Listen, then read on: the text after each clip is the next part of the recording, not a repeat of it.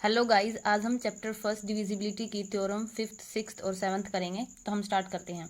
तो इस थ्योरम में हमें क्या दिया गया है, if a slash b and a slash c, या फिर आप इसको ऐसे रीड करोगे, if a is a divisor of b and a is a divisor of c, then a is a divisor of b x plus c y for any integral value of x and y. अब देखो हमें क्या given है, given का use करते हैं। Since हमें क्या दिया गया है, a slash b. A slash b का मतलब है हमारे पास यानी बी बाय ए, यानी जो बी है वो ए से डिवाइडेड है। ठीक है, इन्होंने दिया है अगर बी ए मतलब कि अगर ए बी को डिवाइड कर रहा है तो कोई ना कोई वैल्यू आएगी, तो वो हमने मान ली K1। तो इसका मतलब ये हमारे पास हो गया B is equal to a K1। अगर हम ए को इस साइड शिफ्ट करते हैं, ये हमारे पास फर्स्ट होगी। उसके बाद और हमें क्या गिवन है, ए स्लैश सी। अगर ए स्लैश सी है तो सी इज डिविजिबल बाय ए, या फिर ए डिवाइड सी। ठीक है, तो अगर ये इसको डिवाइड कर रहा है तो कोई ना कोई इंटीजर आएगा, मतलब इसको काट। अगर ये हमें गिवन है कि ए बी को डिवाइड कर रहा है और ए सी को भी डिवाइड कर रहा है, अगर ये इसको डिवाइड कर रहा है तो कोई ना कोई आंसर आएगा, उसका नाम हमने K1 K2 ले लिया। ठीक है, तो ये हमारे पास आ गया c is equal to a K2, ये हमारे पास सेकेंड होगी। ठीक है, अब हमें प्रूव क्या करना है, ए इज मतलब कि b x plus c y is also divisible by a, या फिर a divides b x plus c y. ठीक है, जैसे हमें ये दिया गया है a slash b x plus c y, इसका मतलब हमारे पास है b x plus c y is divided by a. ठीक है, हमें ये दिखाना है। तो इसका मतलब अगर हमें इसको इससे डिविजिबल दिखाना है तो b x plus c Y के आंसर में हमें पूरा पूरा ए चाहिए, तो हमारे पास थ्योरम हो जाएगी। ठीक है, तो पहले हम देख लेते हैं। देखो बी और सी की वैल्यू है, लेकिन हमें बी के साथ एक्स चाहिए और सी के साथ वाई चाहिए और फिर इनकी एडिशन चाहिए। तो हम क्या करेंगे, जो हमारी फ्रॉम फर्स्ट से फर्स्ट को हम क्या करेंगे, बोथ साइड एक्स से मल्टीप्लाई करा देंगे ताकि ये फॉर्म आए। ठीक है, तो हमने किया बी एक्स बोथ साइड कराई ए K1 एक्स। ठीक है, ये हमारे पास थर्ड होगी। उसके बाद सी के साथ हमें वाई चाहिए, तो हमने लिखा फ्रॉम सेकंड में आप लिखोगे, मतलब इसकी बोथ साइड वाई से मल्टीप्लाई कर देंगे, तो ये हो जाएगा सी वाई ए K2 वाई, ये हमारे पास फोर्थ हो जाएगी। उसके बाद इनका हमें एडिशन चाहिए, तो हम इन दोनों को ऐड कर देते हैं। तो एडिंग थर्ड एंड फोर्थ, जब हम थर्ड और फोर्थ को ऐड करेंगे तो हमारे पास क्या आएगा, इन दोनों को ऐड करेंगे तो b x plus c Y आएगा, और इन दोनों को ऐड करेंगे तो ए K1 एक्स प्लस ए K2 वाई, और इन दोनों में क्या कॉमन आ रहा है, मैक्सिमम ए, तो हमने बाहर लिखा K1 x plus K2 y. ठीक है, तो b x plus c y की वैल्यू में हमारे पास b x plus c y की वैल्यू हमारे पास आ रही है a into K1 x plus K2 y. ठीक है, यानी b x plus c y की वैल्यू में पूरा पूरा ए आ रहा है। अगर इसमें पूरा पूरा ए आ रहा है तो इसका that means a is a divides b x plus c y, या फिर आप बोल सकते हैं b x plus c y is divided by a. यही हमें प्रूव करना था। ठीक है, उसके बाद है नेक्स्ट थ्योरम।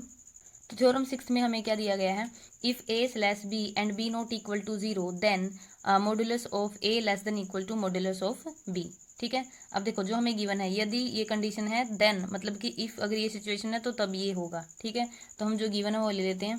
सिंस हमें दिया गया है a slash b which is mean b by a, यानी ए डिवाइड्स बी या फिर b is divided by a. ठीक है, अगर ये से डिवाइड है तो कोई ना कोई इंटीजर एग्जिस्ट करेगा, उसका नाम हमने K1 लिया। बिल्कुल सेम प्रोसेस चल रही है सभी थ्योरम से। तो b is equal to a K1, इसका हमने नाम फर्स्ट लिया। ठीक है, एक तो हमें यही गिवन थी, और हमें दिया गया था कि ऑल्सो हमें क्या दिया गया है, b not equal to zero. ठीक है, बी की वैल्यू जीरो नहीं है, इसका मतलब बी बाई ए, ये वाली वैल्यू हमारे पास जीरो नहीं है। अगर ये वैल्यू जीरो नहीं है, इसका मतलब K1 भी कभी भी जीरो नहीं हो सकता। K1 माना हमने, K1 not equal to zero. देखो अगर ये वैल्यू जीरो नहीं है और ये चीज़ इसको डिवाइड कर रही है तो इसका मतलब नॉन जीरो आंसर आएगा। ठीक है, तो हमने बोल दिया कि K1 भी हमारे पास जीरो नहीं है, यानी इससे हम ये इम्प्लाइज करा सकते हैं कि इन्होंने दिया है b not equal to zero. अगर बी जीरो नहीं है, अगर ये वाली वैल्यू जीरो नहीं है और ये इसको डिवाइड कर रहा है, इसका मतलब नॉन नेगेटिव मतलब कि नॉन जीरो आंसर आएगा। तो K1 भी हमने इम्प्लाई करा दिया कि K1 not equal to zero. ठीक है, अब हमें एब्सोल्यूट की बात कही गई है तो एब्सोल्यूट ले लेते हैं बोथ साइड। तो फर्स्ट को अगर हम टेकिंग एब्सोल्यूट या फिर taking modulus on both side पे अगर हम मोड लेते हैं फर्स्ट पे, तो हमारे पास देखो क्या आएगा, b is equal to a K1, both side अगर मोड लेते हैं तो b इज इक्वल टू अलग अलग करते हैं a और K1। ठीक है, देखो b हमारे पास नॉन नेगेटिव है, b not equal to zero है, ठीक है। अगर b not equal to zero तो हमने दिखाया कि K1 भी जीरो नहीं होगा। देखो B बाय A है हमारे पास, ठीक है। अगर ये नॉन जीरो है और ये इसको डिवाइड कर रहा है, इसका मतलब K1 कभी भी जीरो नहीं आ सकता, पहली बात। उसके बाद अब हम देखो अगर मोड लेते हैं तो इस अब ये बोल अगर हम मतलब बोथ साइड जब हमने मोड लिया, बी की वैल्यू भी मोड में है, ए की वैल्यू भी मोड में है और K1 की वैल्यू भी मोड में है, ठीक है।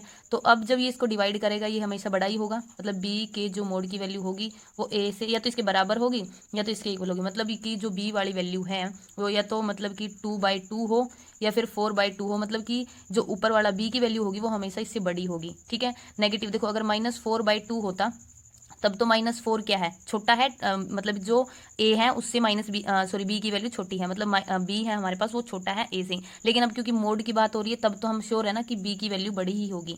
मोड में हम पॉजिटिव वैल्यू लेते हैं तो बी की वैल्यू तो हमने यहाँ से ये रिजल्ट निकाला कि जो मॉडुलस ऑफ बी होगा उसकी वैल्यू बड़ी होगी ए से, ठीक है। तो b modulus greater than equal to a, या तो ये ए के इक्वल ही होगा यानी 2/2 3/3 की फॉर्म का होगा, या तो बी की वैल्यू बड़ी होगी, ठीक है। यही हमें प्रूव करना था। अगर ए मतलब कि डिवाइजर है बी का और b not equal to zero है तो हमारे पास जो ए का मोड होगा वो लेस देन इक्वल टू होगा बी के मोड से।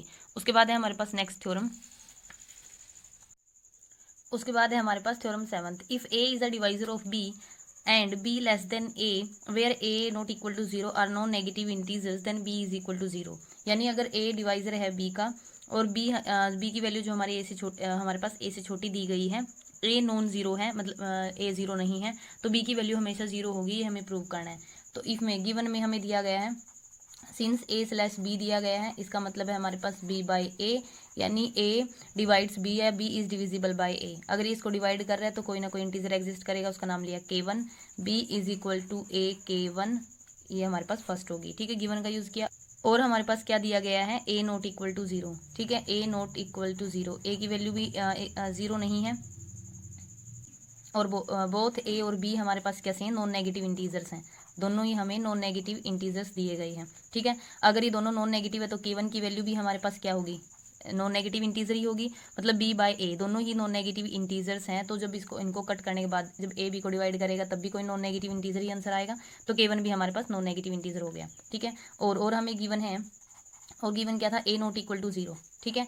ए not equal to zero given है लेकिन हमें बी की वैल्यू जीरो दिखानी है, तो क्यों ना हम कंट्राडिक्शन मेथड, मतलब कि अगर पॉसिबल है हम सपोज कर लेते हैं, सपोज करके चलिए ये चीज़ कि बी की वैल्यू जीरो नहीं है, ठीक है। वैसे तो हमें ये दिखाना है कि बी की वैल्यू जीरो है, तो कंट्राडिक्शन मेथड यूज़ करते हैं, बी की value not equal to zero लेके चलेंगे।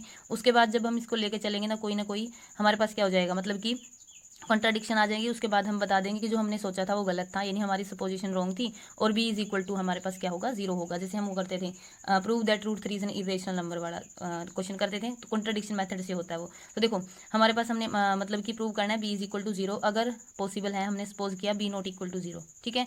अगर बी जीरो नहीं है, मतलब कि हमारे पास ना बी जीरो है ना ए जीरो है, इन दोनों में से कोई भी जीरो नहीं है, ये तो गिवन है कि जीरो नहीं है, इसको हम मान के चले हैं कि बी जीरो नहीं है, तो हमारे पास K1 कभी भी जीरो नहीं हो सकता।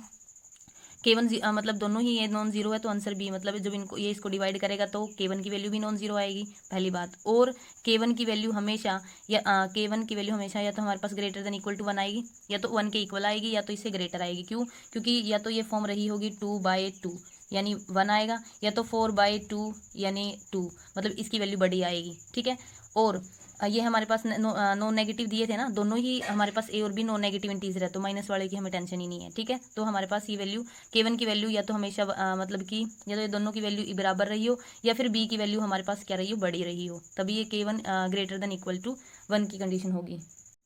तो K1 के लिए हमारे पास पॉसिबल केस हुआ K1 greater than equal to 1, यानी K1 की वैल्यू या तो 1 से बड़ी होगी या तो 1 के इक्वल होगी। क्यों? क्योंकि दोनों ही B बाय ए, K1 कब आ रहा है, जब ए बी को डिवाइड कर रहे हैं तभी K1 आ रहा है। बी भी हमें नॉन नेगेटिव बी भी हम नॉट इक्वल टू जीरो लेके चले हैं, ये हमें गिवन था। तो जब ये दोनों ही अगर नॉन जीरो है तो इसका आंसर कभी इसका आंसर तो K1 इसको डिवाइड करने के बाद ही आ रहा है, तो K1 थोड़े ना कभी जीरो आएगा। तो अगर बी भी जीरो नहीं है, ए भी जीरो नहीं है, तो K1 भी कभी जीरो नहीं हो सकता। और क्या है, मतलब कि ये K1 जीरो तो हो नहीं सकता। अब K1 की वैल्यू जीरो से छोटी नहीं हो सकती, क्योंकि ए और बी नॉन नेगेटिव है, ये दोनों ही नॉन नेगेटिव है। तो जब ये इसको डिवाइड करेगा तो आंसर थोड़े ना नेगेटिव में आएगा, तो K1 की वैल्यू नेगेटिव भी नहीं आ सकती। इसका मतलब, और ये इंटीजर दिए गए हैं तो जीरो से जो पॉइंटों वाले बचे तो उसमें उनका काम ही नहीं है, क्योंकि ये इंटीजर्स है। बी और ए हमें क्या नॉन नेगेटिव इंटीजर्स दिए गए, तो पूरा पूरा एक इंटीजर वैल्यू आएगी, तो या तो K1 की वैल्यू 1 होगी या तो K1 की वैल्यू 1 से बड़ी होगी। तो ये हमारे पास ये पॉसिबल केस हुआ।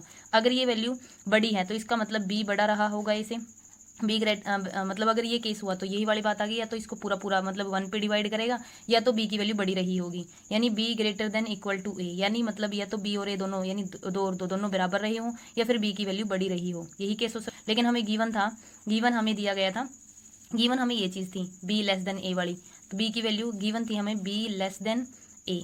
अब देखो जो हम मान के चले हैं बी नॉट इक्वल टू 0, तो उससे तो हमारे पास ये कंडीशन आई है, और हमें गिवन थी ए, तो ये तो एक दूसरे के अपोजिट होगी, या तो बी की value greater than equal to a होगी, या तो बी की वैल्यू ए छोटी होगी, मतलब ये दोनों तो बिल्कुल अपोजिट होगी, एक दूसरे के अलग हैं, अपोजिट हैं। तो इसका मतलब ये क्यों आई है, क्योंकि हमने जो मानना है वो हमने गलत माना, मतलब कि हम बी नॉट इक्वल टू 0 जो लेके चले हैं वो हमारी जो सपोजिशन है वो रॉन्ग है, वो कंट्राडिक्ट कर रही है। तो इसका मतलब बी नॉट इक्वल टू 0 नहीं है, बी इज इक्वल टू 0, तो ये हमने कंट्राडिक्शन मेथड से दिखा दिया। Thank you.